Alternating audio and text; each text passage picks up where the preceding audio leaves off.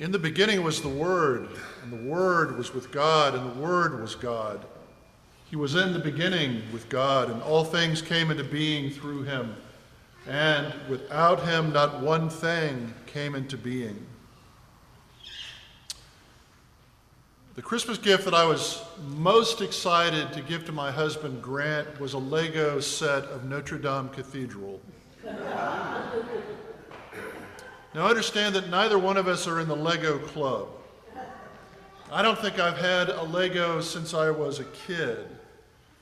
But we're taking a vacation to Paris in the spring, and we're both excited about visiting Notre Dame. So after I found out that there was a Lego version, it seemed like the perfect gift. And Grant appreciated the gift, but he's not putting it together.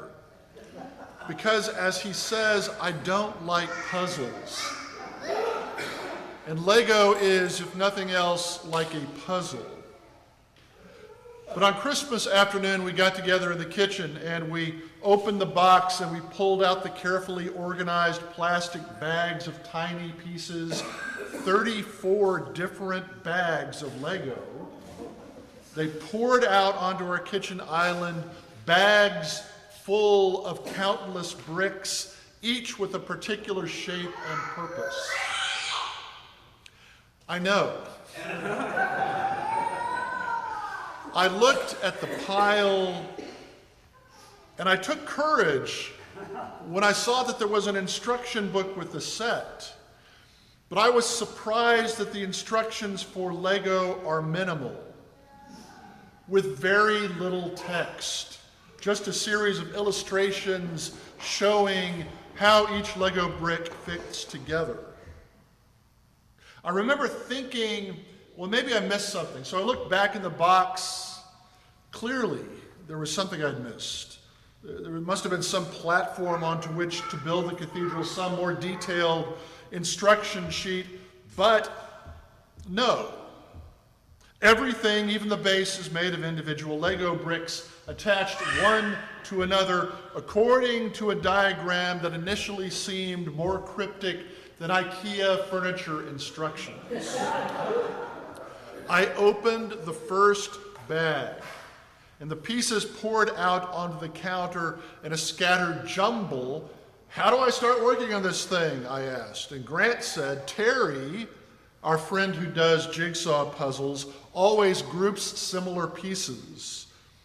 I looked back at the instruction book and I divided the bricks into matching sets of Lego. Then I began. One brick attached to a second brick, attached to a third brick, and so on.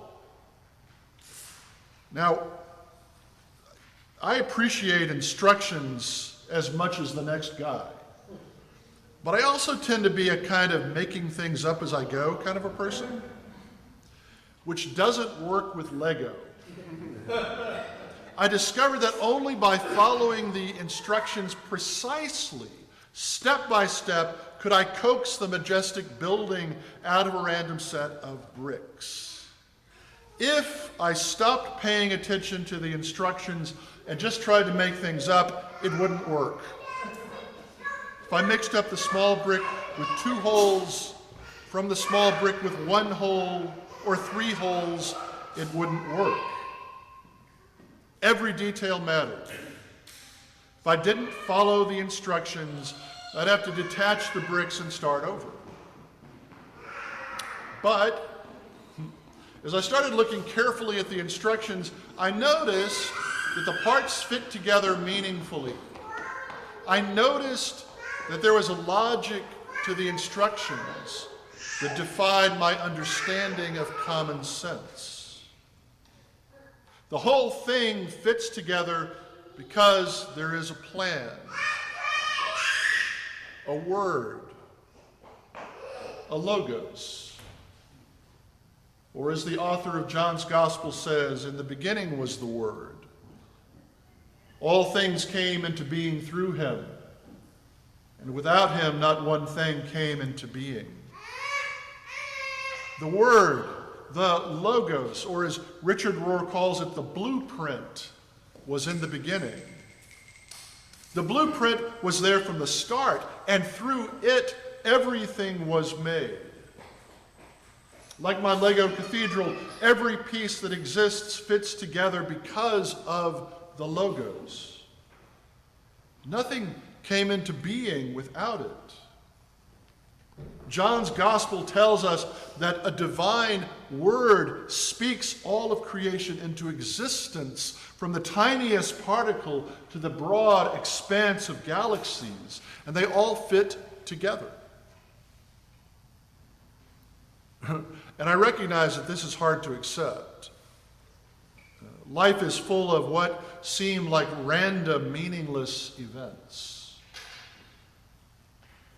Yet behind this apparent randomness is not just a blueprint, but a face, a person.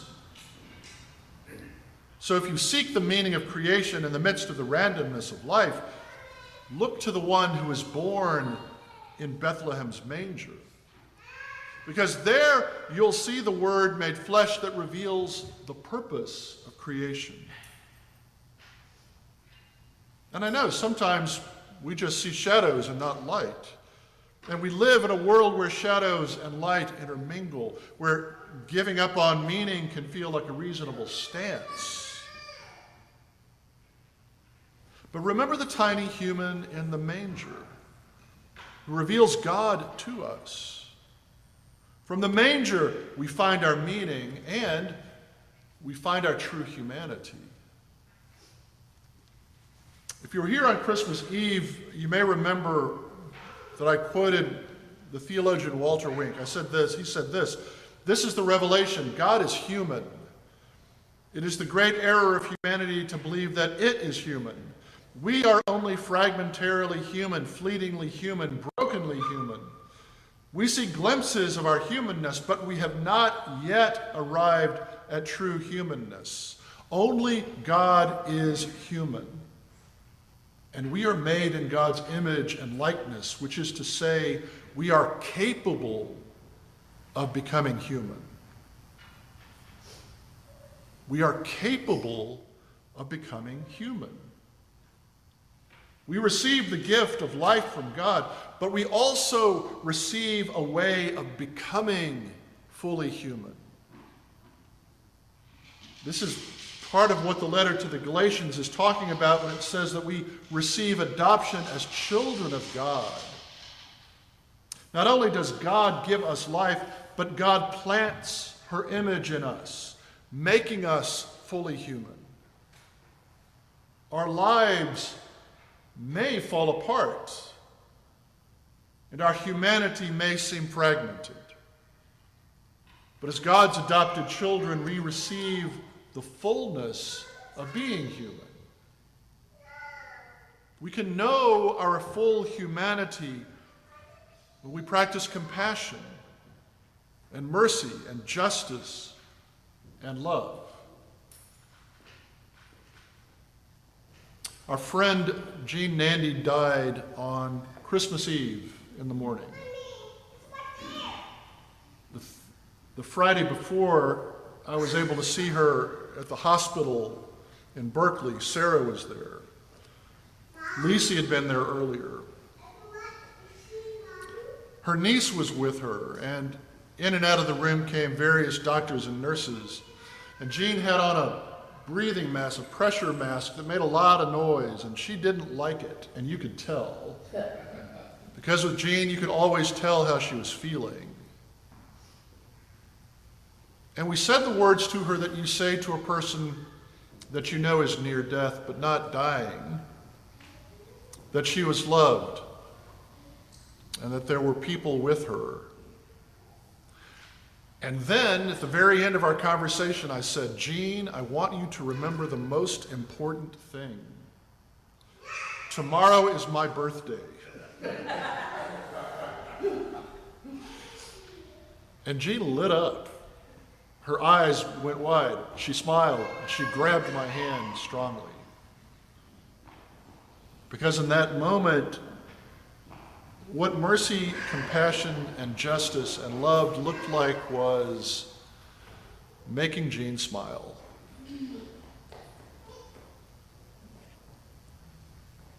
When we forget how to be human, there are small things that we can do to regain and retain and hold on to our humanity. But most importantly, we can remember our humanity by imitating the example of Jesus.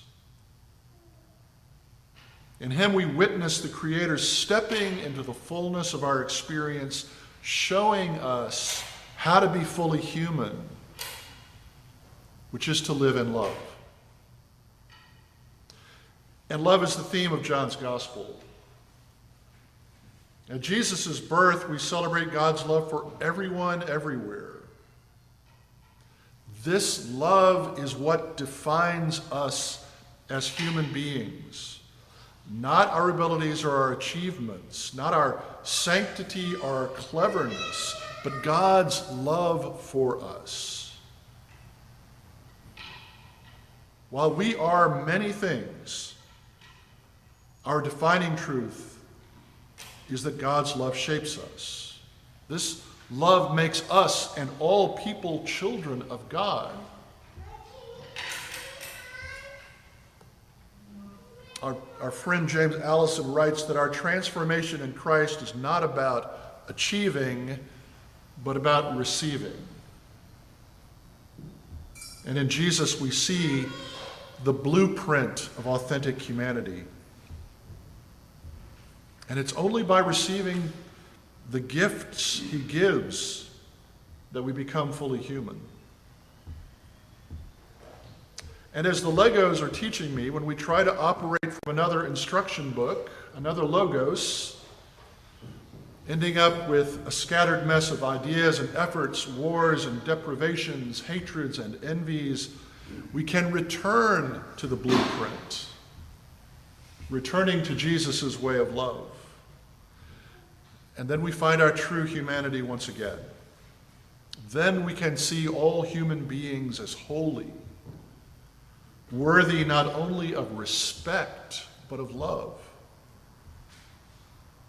And then we are living lives that are both human and divine. The good news of Christmas, the good news of every day, is that God has come into the world, and that we are called to follow the true and living word that gives light to our lives. And then we can share this light with everyone that we encounter, showing God's presence in the world here and now.